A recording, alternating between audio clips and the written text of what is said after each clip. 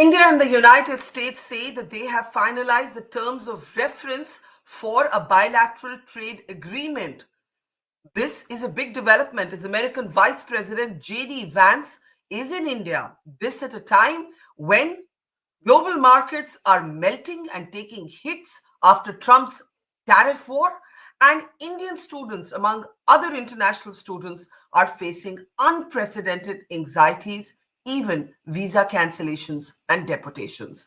I'm Barkha Dutt, you're with the Mojo Story. On the program today, we'll be looking at the big JD Vance visit to India. The American Vice President has met with the Prime Minister and given his speech, which might be music to many ears in the Delhi establishment. Among other points made by Vance is that America is making a break from its past habit of preaching to India. There was also fulsome praise for the Prime Minister, whose government was described as, quote unquote, arguably the most popular in the democratic world. Vance went on record to say that Modi's popularity ratings made him jealous. But beyond the photo ops and the feel-good rhetoric, what is actually happening in real terms? Remember, there are real anxieties. Morgan Stanley has spoken about a COVID-like uncertainty that has been unleashed on the world economy after Trump's new tariff regime.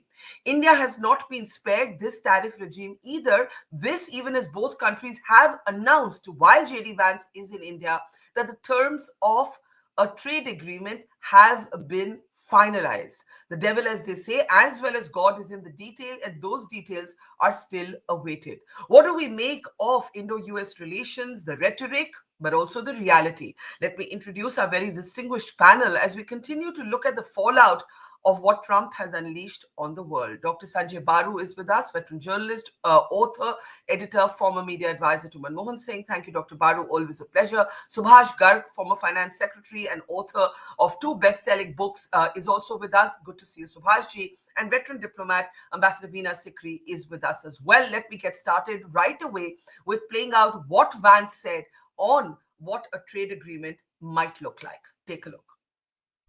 Critics have attacked my president, President Trump, for starting a trade war in an effort to bring back the jobs of the past, but nothing could be further from the truth. He seeks to rebalance global trade so that America, with friends like India, can build a future worth having for all of our people together. And when President Trump and Prime Minister Modi announced in February that our countries aim to more than double our bilateral trade to $500 billion by the end of the decade, I know that both of them meant it. And I'm encouraged by everything our nations are doing to get us there. As many of you are aware, both of our governments are hard at work on a trade agreement built on shared priorities, like creating new jobs, building durable supply chains, and achieving prosperity for our workers.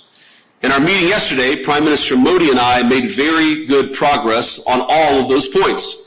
And we were especially excited to formally announce that America and India have officially finalized the terms of reference for the trade negotiation. I think this is a vital step. Thank you.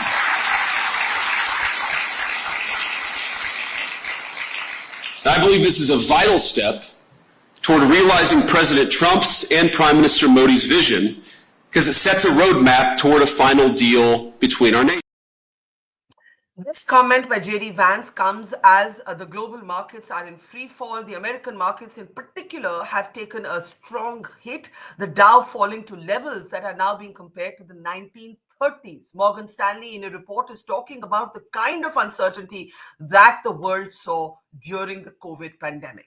Ambassador Vance Jaipur, let's get started with you. How much of a relief does that Vance statement come? We don't really know the details. The devil and God both reside in those details, and I'm imagining details will take a bit of time to hammer out. So the feel-good rhetoric has been there in this Vance trip to India. What do you make of it? What's your big takeaway? Well, I think it's an important visit because I must say that the role that Vice President JD Vance is playing in the Trump administration, that is a significant one. We've seen that right from the first day of swearing in inauguration, President JD Vance has been present at almost all important discussions, negotiations, meetings that President Trump has been having, including sitting in on White House meetings, which is not so very usual for an American vice president. So it shows that President Trump has great confidence in Vice President Vance, he wants to be a very hands-on, proactive member of the administration and to be with him side by side in achieving all the objectives he has said. So I think the fact that he is coming to India at this point is significant because he's being sent as a, as from President Trump with a message from him highlighting the importance of the bilateral relationship and the importance of Vice President making almost his, his very early visit to India. We know that Prime Minister Modi was there in the White House at a very early point, among the first global leaders to be invited to the White House for the discussions. And now Vice President Vance coming to India so quickly, and we know ahead of us this year we have the visit of of President Trump for the Quad Summit, which is also very significant. And I'm sure they would have discussed that as well. Coming to the trade situation, which is, of course, in everybody's, the center of every attention now, with the markets being roiled all over. But we've seen that in India, the markets, after being roiled, have steadied and they are going up. So obviously, there is confidence in what President Trump and Prime Minister Modi discussed, and now what Vice President Vance and Prime Minister Modi discussed. There's confidence that the expectation that there would be a bilateral trade agreement coming to fruition between India and USA is now a reality because, as Vice President Vance said, that the terms of reference for the bilateral trade agreement have been finalized, and we know a team from India is in the US, talking about the details. Yes. So the objective of much more than doubling our bilateral trade to $500 billion by 2030 is a real and serious objective, and both sides are determined to meet these targets. Let's open this up because you are conveying an optimism. I'm keen to know whether Dr. Baru and Subhash Garg share that optimism. Subhashji, I'll come to you. You've been less than optimistic. You've been making the point that Trump is entirely transactional, that there is an inherent instability. I think the word you used was insanity, which makes it almost very difficult for any country to negotiate on even and stable terms with him. Vance is trying to allay those fears in his interventions here. He's been fulsome in his praise for the Modi government. You heard what he said about the trade deal. We don't know much more. We literally don't know much more. This is all we know so far. Do you feel at all more optimistic, or do you continue to worry about, quote unquote, the insanity of Trump, as this is the word you've used, I should say? Go ahead. So Barkha, I think you heard yesterday or a couple of hours before, America has imposed 3,521% tariff on solar modules from 4 countries. It's Vietnam, Cambodia included. And the reason behind that is that they are supposedly importing some parts of those from China and exporting to America. Now, do you need another instance of insanity? 3,521%. I think it's crossing the limits of insanity. That is the way I see it today.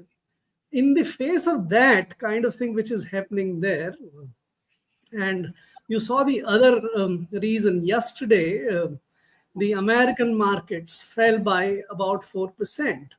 Why? Because he said if the Fed chief does not reduce the tariff, does not reduce the interest rate, that is where he is likely to be fired. He described him as too late man. And the confidence of the American stock market is so low now that the American markets are 20% down from the December levels and about 35 to 40% down from the February level. Now, this is so while Vance may talk about that we are trying to rebalance the trade all over the world, the fact is that today American stock markets are 20% down, whereas rest of the world, including India, the markets have recovered to their pre-Trump tariff announcement levels. I think the rest of the world is now seeing that there is no way you can do business with this guy. And therefore, let us try to find other solutions, like what Xi Jinping did, visiting these countries and trying to do. Now, in the face of this visit, to me, it appears to be a very strange kind of visit. There is not a single official engagement. There is not a single official meeting of negotiations. He met yesterday. He was here in Delhi yesterday. He visited the ashram, the prime ministers at the dinner time. Today he's in Jaipur visiting Amer and many other things. Tomorrow he'll be in Agra doing Taj Mahal. Next day, in the morning, he'll go away. Not a single official meeting to discuss anything. And the speech you played refer to that we have drafted the terms of reference. That terms of reference is about 19 chapters, the issues of both sides having been sort of written down, that I have this issue with you, you have this issue with me, and this is the background at which we will discuss. Now, these issues are known for ages. There is no progress. You can't call it as a progress. When the delegation Why do you say the visit is very strange? I mean, what would you have expected otherwise? Briefly, I want to get in Dr. Baru. Briefly, Subhashji, why is the visit strange? Because it's not official. It's styled as a state visit, but it's not doing any official business. It's turning out to be a family vacation in the summer. I'm just laughing with the kids are enjoying themselves in that prime minister's office as you're saying that. Let's take this to Dr. Baru. Dr. Baru, do you agree with Subhashji that this is a quote unquote strange visit? You know from your time in government, and of course all of you know, you've all been in high levels in government, that atmospherics are not irrelevant. They may not change the basic negotiation, but they're important, and they play their own part. And Indo-US relations have been stable even if Trump is not stable. There is a relationship that has roots, has grown roots. Is there anything that makes you feel somewhat relieved after this JD Vance visit, after the announcement that the terms of reference for a bilateral trade deal have been finalized? Well, first of all, I agree with Mr. Garg that it is a strange visit. I mean, you had this guard of honor in the airport. Here is a gentleman coming on a holiday, but we had an official guard of honor in the airport, a minister in waiting. So it's a mixture of formal and informal. So in that sense, it's strange. These things don't happen every now and then. Of course, JD Vance doesn't happen every now and then. So as far as the terms of reference are concerned, we don't know what these terms of reference are. It's good to know that something has been agreed to. But let me focus in a couple of minutes on the Rajasthan speech, or the Jaipur speech. What was that speech? First of all, as you correctly said, US-India relations have been formed over the last 25 years, beginning with Clinton and Vajpayee, continuing with Manmohan Singh and Bush, Manmohan Singh and Obama, Obama and Modi, Modi and Trump, Modi and Biden. So there's a continuity. The phrase that Vance used in Jaipur, that India-US relations will define the 21st century, was actually originally Obama's phrase. It is Barack Obama who said that the US-India relationship is the defining partnership of the 21st century. And he said it more than 10 years back. So look, this is a continuum of the relationship, nothing new. As far as the speech is concerned, a lot of ego massaging. And I would say that this is a good sales pitch, excellent sales pitch. Here is a salesman who comes, massages your ego, beautifully done. And I praise the speech writers of Mr. Vance. And then what does he finally end with? What are the specifics? F-35, nuclear plants. These are the two things which have been hanging for the last 15 years. F-35. So when Manmohan Singh was negotiating the nuclear deal, a group of congressmen came and met him and said 123 for 126. And I've written about this. What was it? Amendment to the Hyde Act, Section 1, the Act 123. The Congress would vote in favor if India bought 126 MMRCA fighter jets, F-35 fighter jets. The US has been trying to sell these jets for the last 15 years. We went to France to buy the Rafale. We have been talking to the others, the Swedes and the Russians. We are not in the business of buying, and the Indian Air Force is not particularly keen on buying American aircraft. So point number one Vance made is that, look, I hope India will buy aircraft from us. Point number two is nuclear reactors. The nuclear liability bill, the original draft, which Dr. Manmohan Singh's government drafted, had to be amended on the insistence of the Bharatiya Janata Party in the opposition. It was Sushma Swaraj, who as an opposition leader demanded changes to the nuclear liability bill, and she combined forces with the CPM.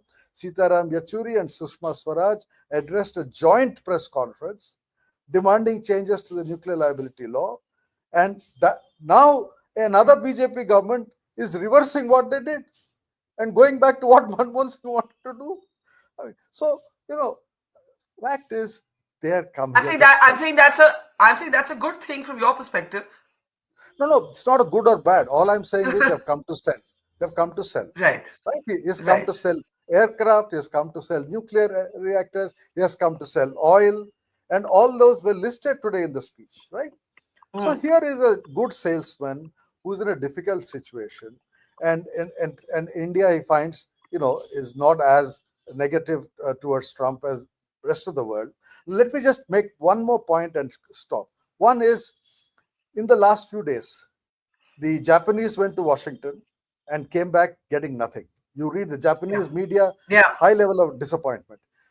Meloni went to Washington, Italian Prime Minister Giorgia Meloni, and said, "Why are you saying make America great again? Say make the West great again." Trump ignored the remark, right? So two friends of the US, Japan and Italy, came back from Washington without getting anything, right? And you see the European press saying Meloni got nothing. Okay. Now, okay, so they are in a Okay. difficult bind, and Modi has been nice to them, so they are being nice to us. But at the end of the day, they expect you to buy, and if you buy, relations will improve. If India doesn't buy American jets, if India doesn't buy American nuclear reactors, then we'll see how the game develops. Okay, I'll take that to Ambassador Sikri in just a moment. But since Dr. Baru has said that Vance did a very good job of ego massage, and it was a good script in that way, a good psychological move on the chessboard of geopolitics, let's just play out a little clip. This is something that I think would appeal to Indians across political affiliations. Vance's assertion that America wasn't going to lecture India anymore, as it had been prone to doing in the past. Take a look. Now, we're not here to preach that you do things any one particular way. Too often in the past, Washington approached Prime Minister Modi with an attitude of preachiness or even one of condescension.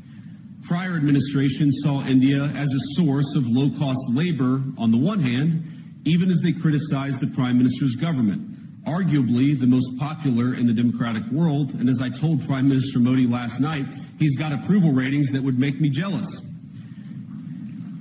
But it wasn't just India. This attitude captured too much of our economic relationship with the rest of the world. Right. So, if you're like Dr. Baru, you might see that as an ego massage. If you're in the if you're a Modi supporter, you'll say the Prime Minister is being recognized for his leadership, for his popularity. Either way, Ambassador Sikri, I think the point that Subhash Garg is making, the point of inherent instability in Trump's decision making. Dr. Baru is saying the fine print is about what we are ready to buy. That's it. It comes down to, it's a quid pro quo, it's a business deal. Trump operates like that. Is that how you see it? Or do you see it as somewhat more than just, a marketplace of commodities? Look, he does have a marketplace approach, very, very clear. I think if one looks at it at all from President Trump's point of view, all he wants, at least his prime target, seems to be to get manufacturing back into the USA. Of course, it's not easy. It's easy, easier said than done. But we already have, for example, the NVIDIA announcing semiconductors going to be manufactured now in USA. So that a start has been made. Now, there's huge tariffs on the solar panels and other equipment, 3,500%. This again is aimed at getting the manufacturing back into the USA and telling them that, look, you better do it here.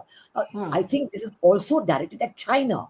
We have to also very clearly see that if manufacturing has left USA, where has it gone? Primarily to China. So it is true that President Trump's target is China. People talk about him making a deal with China.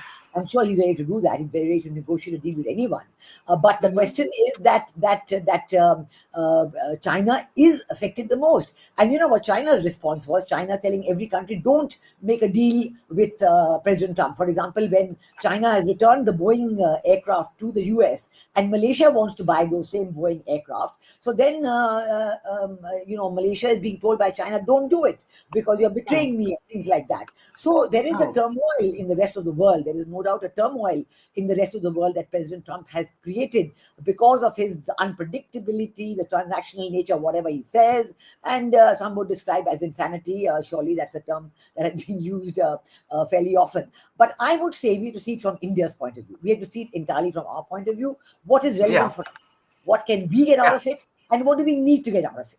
So I think from all these points of view, the fact that Vice President JD Vance has chosen to come to India, whether it's a formal, come informal, whether it's a holiday, whether it's up to him. He chose to come to India and he chose to say these very nice things about India, and that's fine by us. Why do you look, in that sense, a gift horse in the mouth for this? But it doesn't mean that we don't ask for what we need. The F-35s have been under discussion for a long time. I don't see them being purchased anytime soon.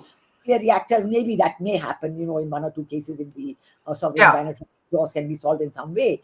And certainly trade, yes. I think buying defense equipment, buying, oil, energy, and negotiating a bilateral trade agreement so India's exports to USA should not be affected. There shouldn't be tariffs put on that. All that is very important to India because we look at it. And then if you look at it in the geopolitical framework as well, that if you look at it in geopolitical framework in the terms of Quad, in the terms of maritime security, in the South Pacific, in the role of China itself, we have a great vested interest in maintaining a good relationship with the US. And on issues like China, there is no doubt about it that we have to do that. And we have to be very clear on how we can protect our own interests on that, in addition to getting all the hardware, the supplies, the trade. And we already know that with the pressure on China, more factories are shifting to India. Whether at first it was, iPhones, and now it is other aspects. Laptops are going to be assembled and made in India, and so on. All this is happening. That's good for us. Although we should do our own manufacturing. Yeah. I think the really important point that you make is who cares what Trump is like as long as it works for us, right? To show the same sort of transactionalism that Trump has brought to his bearings with other countries. So, Bhashgar, therefore, it doesn't matter if he's quote unquote showing insanity, as long as that insanity works for us so we can make it work for us. That's where our focus should be. That's what Ambassador Sikri is saying. You respond to transactionalism with transactionalism. I think no one is pretending that this is sort of a lofty rules-based order, that this is, being driven by a rule book or of a code of conduct or high moral principles or high values. I think all that is out of the window. In pure transactional terms, is there an opportunity here? Is there concern here, or is there a bit of both? So here, I think the word Ambassador Sikri used and you repeated was whether it works for us. Yeah. Can you then define what is work? What is that which is can be said to be working for us? That's the key. Now let us take the hard issues involved. Americans want the trade deficit with India to be bridged. That's $45 billion of trade deficit to be bridged. I read yesterday some of unofficial comments quoted in most papers, including Business Standard and all, saying that India is working to bridge that deficit gap by buying aircrafts, buying oil, buying other things, etc. The question I would ask is that if India ends up buying the costlier petroleum, costlier gas, unstable or may not be fully tested kind of aircrafts and other things, and thereby closes the gap to the American satisfaction, is it what works for India? India will be losing its surplus with a it has, India would also be ending up buying costlier goods and perhaps unsuitable goods. Is it what is working for India? Maybe I think where the real political agenda seems to be that India is domestically immensely vulnerable on some of the other asks, like on agriculture Yeah, tariffs, as well as opening up the agriculture trade. And yeah. if India's negotiators want to sort of safeguard that space in return of conceding elimination of surplus and buying all these things, I don't think you would say that this is what is Well, working for what's the India. other option? What's the Because other option? Briefly, what's the other option? my Trump is there for 4 years, right?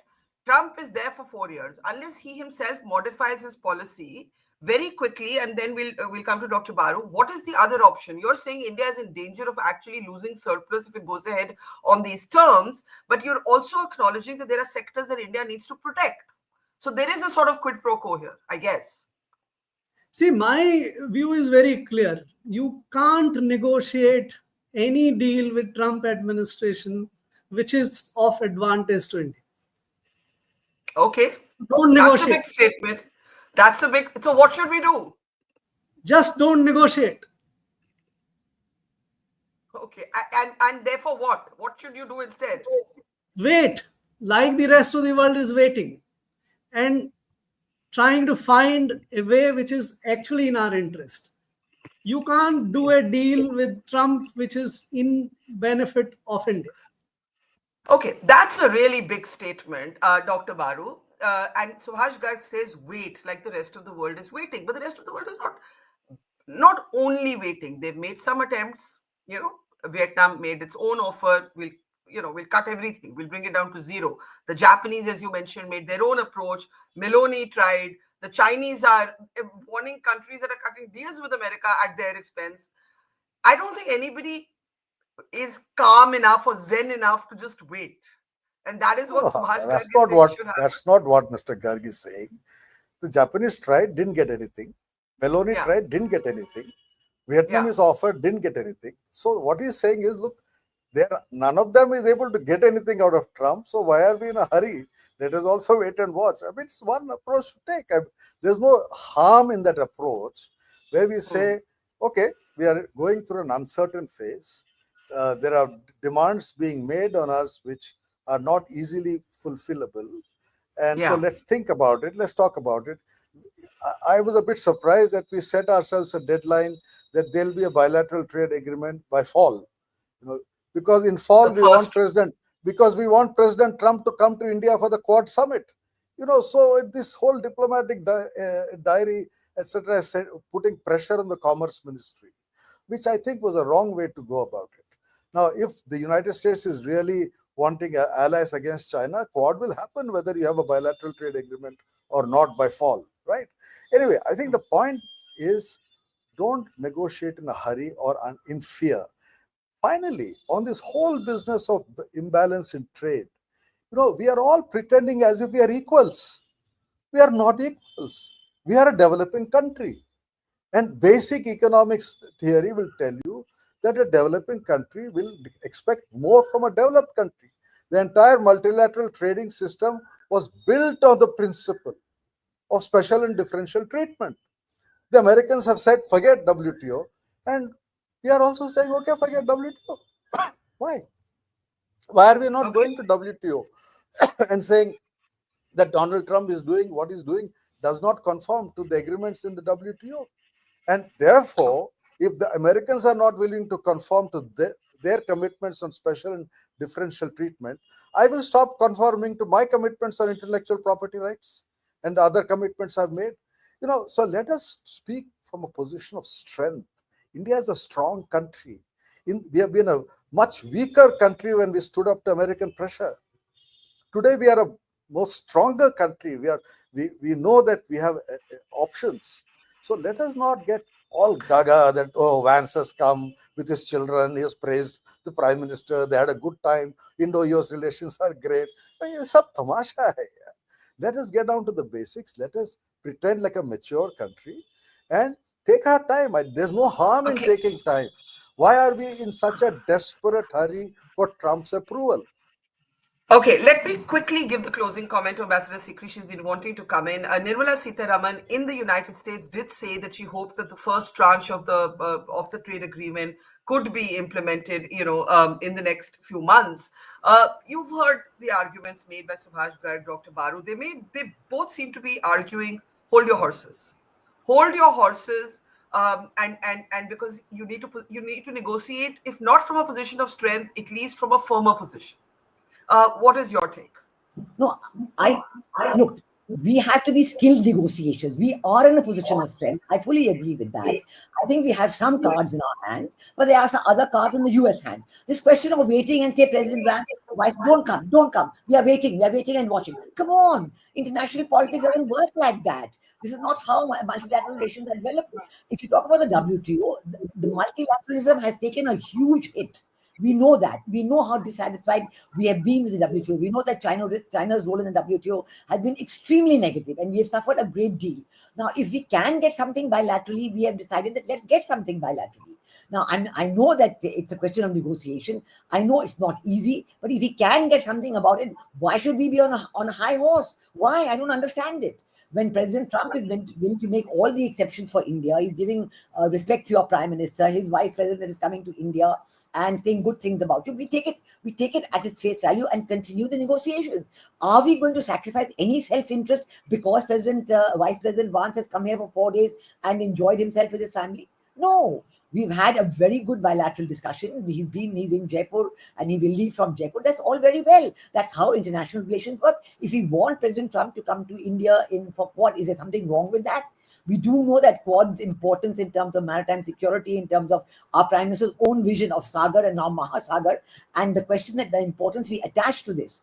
It certainly is a lot that we can do with President Trump on regional and sub-regional developments and on developments in the maritime sphere. There's a lot of international geopolitical issues that need to be worked out, and where we have been wanting to work them out with Trump and with other leaders of the West. And we do know there is a division in the West right now, and the European Union. So we talk to President Trump, we talk to the European Union, we talk to everybody, as he's always been doing. Why should we be sitting on a high horse? I don't understand this kind of recommendation coming from anybody, from Mr. Baru or Mr. Garg, saying, no, don't do anything, sit, wait.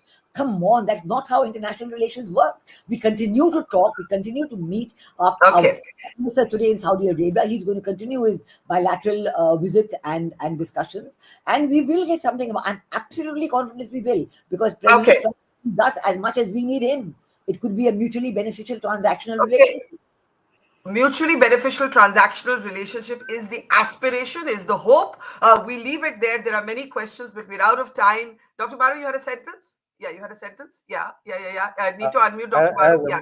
As Ambassador Sikri knows very well, I'm not one to recommend sitting on a high horse. In fact, when we were doing the nuclear deal, many of us in the Prime Minister's office had to, deal with people in the foreign ministry who wanted us to sit on a high horse. All I'm saying is, let us move in a slow train, not on a high horse, but sit on a slow train. No harm done. Thank you. Okay, slow train, not high horse. Now Subhash ji has a sentence and Veena ji also has a sentence. Yes. Subhash ji? Yes. Only 2 sentences. Number one, we should try to find out why Trump is seen to be doing something for India, right? Yeah. Second, I will wait to see how these negotiations pan out and how much India at the end of it benefits, or is left with bruises, or is fallen down. Okay. Ambassador Sikri, I'll give you a sentence, ma'am. I said, so will we all. We'll all wait and see, but we have to hope for the best. We certainly, in one sense, with President Trump, you'll be prepared for the worst, but you have to hope for the best. And there are many issues. Look at the issues of Indian students there. Look at the issues of, visitors there. There's so many issues to be talked about. Yeah. And the importance of keeping a dialogue open, look at the issue of terrorism. Look at the issue of the Khalistan and the separatists. How many issues, how many things did you take up? We all know that Abu Rana has come back to India. This is a huge victory because of the good bilateral relationship. So, I mean, you just cannot say that, sit on a high horse, put trade in one corner, put that in one corner, and slow it down, do it. No. That is not how international relations are worked. And we just take your chances as they come, keeping in mind your own national interests first and foremost. That is how it works.